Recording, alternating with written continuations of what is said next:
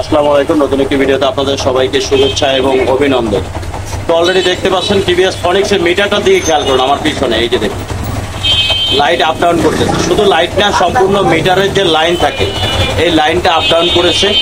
এবং প্রবলেমটা ছিল হঠাৎ করে রাস্তায় এই ফনিক্স মোটরসাইকেলটি বন্ধ হয়ে যায়। বন্ধ হয়ে যাওয়ার পরে থেকে যে কোনো একটা ওয়ার্কশপে নিয়ে যাওয়ার পরে ফিউজ চেঞ্জ করা হয়েছে এবং পাশাপাশি প্লাগ ক্যাপও চেঞ্জ করা হয়েছে। তারপরেও কিন্তু এই প্রবলেমটি আসছে। এটা কেন, কি কারণে আসতেছে, কোথা থেকে আসতেছে সেটা একটু চেক করে দেখবো, আপনাদেরকেও দেখাবো। যারা চ্যানেলটিকে সাবস্ক্রাইব করবেন, যারা অলরেডি সাবস্ক্রাইব করছেন তাদেরকে অসংখ্য ধন্যবাদ। চলুন তাহলে কাছ থেকে প্রবলেমটা আগে দেখি আমরা, প্রবলেমটা কি। দেখুন ফনিক্স টিভিএস লেখা আছে ইঞ্জিনে, টিভিএস ফনিক্স 125 মিটারের দিকে খেয়াল করুন। এই যে দেখুন বারবার লাইনটা চলে যাচ্ছে। এখন অনেকে হয়তো বলতে পারেন যে ফিউজ লুজ কানেকশন বা ব্যাটারি লুজ কানেকশন থাকতে পারে, আসতেছে, এরকমটা কিছুই নাই। এখানে খেয়াল করুন, এখানে অন্য জায়গা থেকে একটা ফিউজ লাগিয়ে দিয়েছিল, সেটা খারাপ ছিল। তার পরবর্তীতে আমার কাছে যখন নিয়ে আসা হয় তখন আমি এখানে টার্মিনাল সহ, এই যে এটা দেখুন নতুন, একদমই নতুন তার, টার্মিনাল সহ নতুন তার, ফিউজ সহকারে নতুন তার লাগিয়েছি। লাগানোর পরেও কিন্তু প্রবলেমটা এখনো আছে। ব্যাটারিতে লুজ কানেকশন অনেকে বলতে পারেন, দেখুন ব্যাটারি এখানে টার্মিনাল 100% ওকে আছে। আর এটা তো আমি নতুন, নিজে নতুন লাগিয়েছি, কারণ আগে পুরোনো ফিউজ লাগানো ছিল, সেটা চেঞ্জ করে নতুন লাগানো হয়েছে। তারপরেও কিন্তু সমস্যাটি কিন্তু এখনো আছে। খেয়াল করুন মিটারের দিকে পুরো সম্পূর্ণ লাইন পাওয়ারটাই কিন্তু আপ ডাউন করতেছে। এখন এটা খুঁজে দেখবো প্রবলেমটা কোথায় এবং শর্টকাটে আপনাদের সাথে শেয়ার করবো, যাতে পরবর্তীতে এই ধরনের কোনো সমস্যা নিয়ে যদি আপনার কাছে আসে সেক্ষেত্রে যাতে আপনি খুব সহজেই ধরতে পারেন, সেটা যে কোনো বাইকের। এখন কিন্তু দেখুন অটোমেটিক ঠিক হয়ে গেছে। এখন অনেকে বলবেন যে হয়তো অন্য কোথাও লুজ কানেকশন আছে, দেখুন সেটা কোথায় কি আছে সেটাই আমরা দেখবো। দেখুন হ্যান্ডেলবার যদি ডান বাম করি তারপরেও কিন্তু একই সমস্যা, এই যে একইভাবে কিন্তু এটা ব্লেইং করে। দেখুন ডান দিকে এবং বাম দিকে যদি করি, দেখুন খেয়াল করুন একই সমস্যা, একইভাবে প্লেইং করতেছে। পুরোটা খুলে রেখেছি, খুলে এখন একটু যে চেক করে দেখবো আসলে সমস্যাটা কোথায় আছে এবং সমাধানটা কি। চলুন তাহলে দেরি না করে মেইন ভিডিওতে ফিরে যাওয়া যাক। আসলে সর্বশেষ টার্মিনাল সবকিছু চেক করার পরে, সবকিছু একটু যে টার্মিনাল সহকারে সবকিছু চেক করার পরে মেইন প্রবলেমটা যেটা পেলাম শুধু এখানে নাই। আপনাদের হয়তো মনে হতে পারে যে ঘাড়ের এই জায়গাটা তার ছিঁড়েছে, এইখানে না আরো একটা জায়গায় ছিঁড়েছে। এখানে কিন্তু হ্যাঁ, এই জায়গাটা তো আমার দুইটা তার ছিঁড়ে গেছে। আমি আপনাদেরকে দেখাই, প্রথমে একটু খেয়াল করুন। এই যে দেখুন এখানে প্রথমে মেইন যেটা পাওয়া গেছে, এই যে বডি আর্থের যে লাইনটা থাকে, এই যে দেখুন মিটারের, এটা কিন্তু মিটারের বডি আর্থের লাইন, যেটা কালো এবং সাদা। এই যে কালো এবং সাদা, এইটা হলো একটা, এটা সরাসরি মিটারে চলে গেছে, এটা ছেঁড়া পেয়েছি একটা। এরপরে হচ্ছে এই দেখুন এখানে একটি সম্পূর্ণ পিঙ্ক কালার যেটা বলা হয়, এই যে দেখুন, এই খেয়াল করুন এই তারটাও এখানে ছিঁড়া পেয়েছি।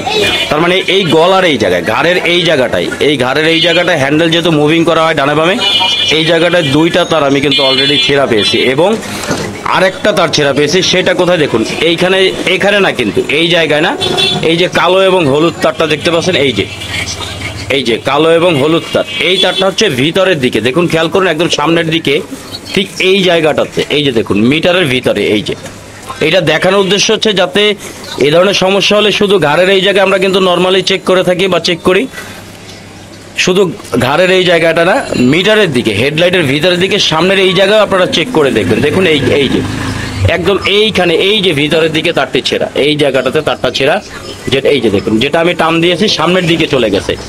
তো যখন ওয়ারিং চেক করবেন, ওয়ারিং এর কোনো প্রবলেম হবে, এখান থেকে তারগুলো জোরে টান দিয়ে চেক করবেন এবং পাশাপাশি সামনের দিক থেকে হেডলাইট খুলে জ্যাকটা ওয়ারিং গুলো একটু চেক করে দেখবেন। তো এখন যেটা করব, তিনটা তার এখানে পেয়েছি, এই তিনটা তার আমি জয়েন্ট দিয়ে কানেকশন করে কমপ্লিট করে আপনাদেরকে দেখাবো। যেহেতু প্রবলেমটা আগে দেখিয়েছি, এখন ওয়ারিং কানেকশন সেট আপ করি এখানে, কারণ এখানে ভিতরের দিক থেকে দেখুন, এই যে পাইপের ভিতরের দিক থেকে তারগুলো সিধে চলে আসছে। তিনটা তার আমি কমপ্লিট করি, তারপরে আমি চেক দিয়ে আপনাদেরকে দেখাই। আসলে বিষয়টা হচ্ছে ফনিক্সটার মিটারের সম্পূর্ণ ওয়ারিং চেক করা হয়েছে।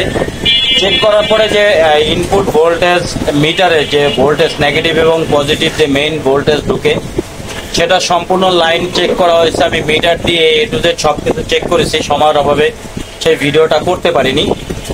সবকিছু চেক করার পরে ওয়ারিং তিনটা আপনাদেরকে দেখিয়েছি যে ছিঁড়া ছিল, সেই তিনটা ওয়ারিং কানেকশন মিটারের, সেগুলো কানেকশন করেছি। তো সবকিছু করার পরে এটু যে চেক করার পরে যে প্রবলেমটা আসলে পেলাম, যে সেটা আসলে মিটারের মাদারবোর্ডের সমস্যা আছে। মিটারের যে মাদারবোর্ড আছে, সেই মাদারবোর্ডের যে পাওয়ার আইসি থাকে, পাওয়ার আইসিটা থাকে, সেই পাওয়ার আইসিটা সমস্যা। প্রবলেমটা যেমনটা দেখিয়েছি তেমন আমি আবারও বলি, প্রবলেমটা হচ্ছে যে যখন চাবি অন করি তখন কিন্তু মিটার ঠিকঠাক ভাবে চলতেছে, কিন্তু যখন বাইকটা স্টার্ট করা হয় তখন হচ্ছে যে মিটারটা আপ ডাউন করে, ব্লিং করে, অফ হয় অন হয়, অফ হয় অন হয়। তো অনেকে বলতে পারেন যে ভোল্টেজটা ওভার যায় কিনা রেকটিফায়ার থেকে। সে রেকটিফায়ারও আমি মিটার দিয়ে ডিজিটাল মাল্টিমিটার দিয়ে চেক করেছি, সেখানেও কোনো রকম কোনো প্রবলেম পাইনি। রেকটিফায়ার ঠিক আছে, ভোল্টেজ সাপ্লাই ঠিক আছে, 14.13 এরকম ভোল্টেজ আমি পেয়েছি, সেটাও ঠিক আছে। 14.13, 15, 16 এরকম, সেটাও ঠিক আছে। ভোল্টেজ 14 ছিল, 12 থেকে 13, 14 এরকম থাকে, এটা সবাই জানেন যে মিটার দিয়ে টেস্টাম দিয়ে চেক করলে। তো এইটার সবকিছু এ টু জেড ওয়ারিং সম্পূর্ণটা খুলে সবকিছু চেক করেছি, প্রবলেম কিন্তু কোথাও পাওয়া যায়নি। যে তার ছেঁড়া ছিল সেটা জয়েন করে দিয়েছি। তো মিটারের প্রবলেম আপনাদেরকে দেখানোর উদ্দেশ্য হচ্ছে, যদি কোনো সময় এই ধরনের প্রবলেম নিয়ে আপনার কাছে আসে তাহলে আপনি কি করবেন, শর্টকাটে বুঝতে পারবেন যে মিটারে প্রবলেম আছে, মিটারে যে পাওয়ার আইসি থাকে মাদারবোর্ডে সেখানেই সমস্যাটি ছিল। ভিডিওটি দেখার জন্য ধন্যবাদ সবাইকে।